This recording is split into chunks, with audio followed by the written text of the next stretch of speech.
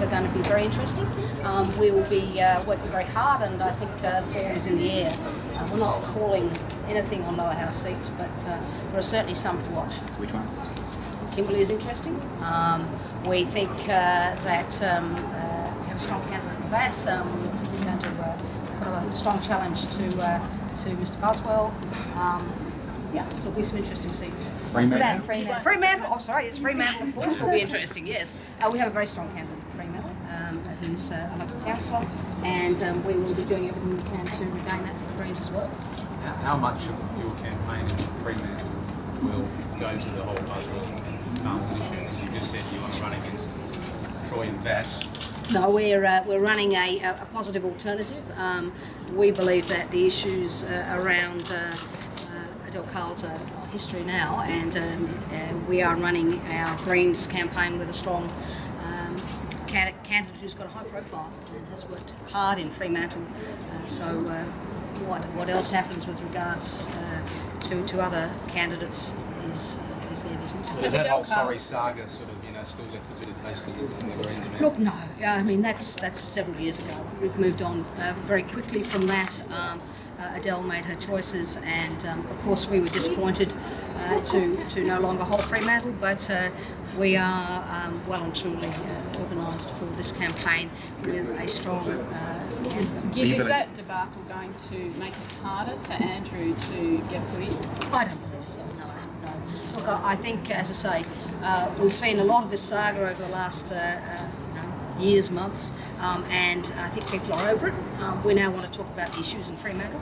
We want to talk about what people are concerned about in Fremantle, and a strong Greens candidate who will represent their concerns. Is it still a Green seat? It is absolutely still a Green seat, and with good hard work on the ground, we will regain Fremantle at some point. So you think Mr. Sullivan can beat Simone McGirt? I think Mr. Sullivan will do a fantastic job, and I think he will. He's got every possibility of beating the LP. Just in terms of, if we probably here. Didn't go into that.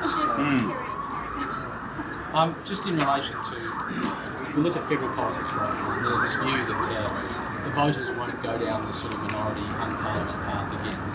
How are you feeling as the Greens going up against Liberal and Labor? Do you think there's enough distrust and distaste for those two major parties at the moment? I think more than anything there's a boredom. People are very weary of the sort of minimalist debate that happens in the public arena. It's about McGowan and Barnett and occasionally Mr. Grewals. People want to talk about real issues that are affecting them and hurting them here in Western Australia, and that's the campaign we're running. That's the alternative we offer. I don't think people are afraid of balance of power situations, hung parliaments if you like. They're often the most creative, and under the previous government with the Labor Party, many progressive pieces of legislation passed that wouldn't have happened if you didn't have the Greens in the balance of power. Whether that be one vote, one value, whether that be the reforming of abortion laws. It is a progressive combination, and people are happy to vote for that. Look, our polling is steady, and we are a party that continues to gain support.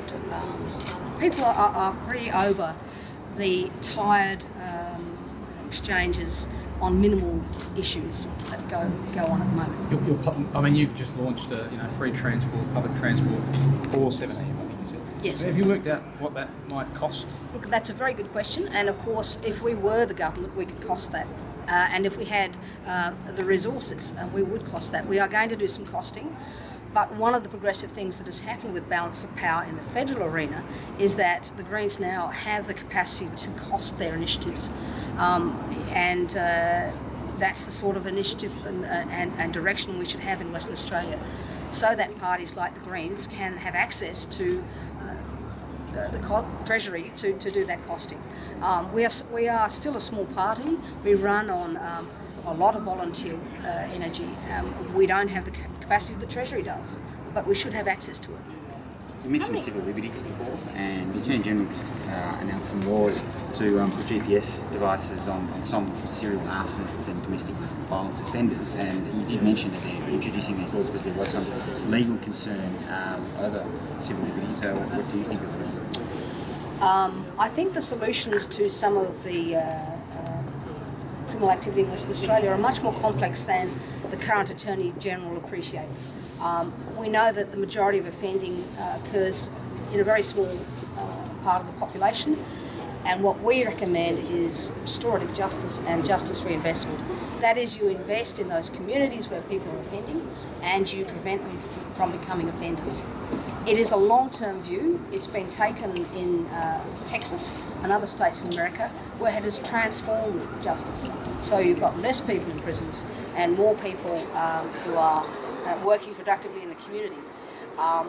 Fiddling around the edges with sort of technical things like GPSs is quite a distraction. We need a much fresher approach to justice. The Minister said this could help reduce bushfires. Is that not something that's worthwhile?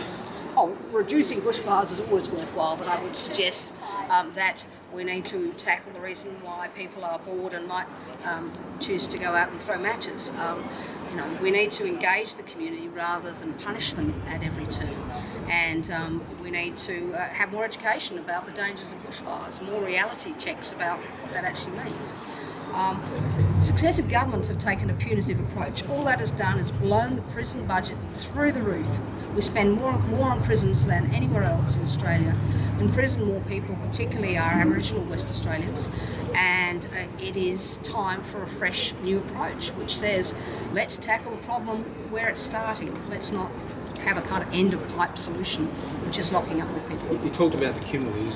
Is your campaign purely and solely James Price Point? James Price Point is a central issue, obviously, in the Kimberley, and for the government is not going to go away. There is a fantastic campaign being run in the Kimberley to assist the community to be heard in their opposition to industrialising the Kimberley. But there are other issues there, clearly, in terms of disadvantage in Aboriginal communities, health issues, mental health issues. All of those will also be tackled. Have you been able to work out sort of percentage of what the community view is on the James Price Point development? Have you been able to sort of assess that it's 50-50, 60-40, 70-30? I'm not aware of any specific statistics that would indicate that.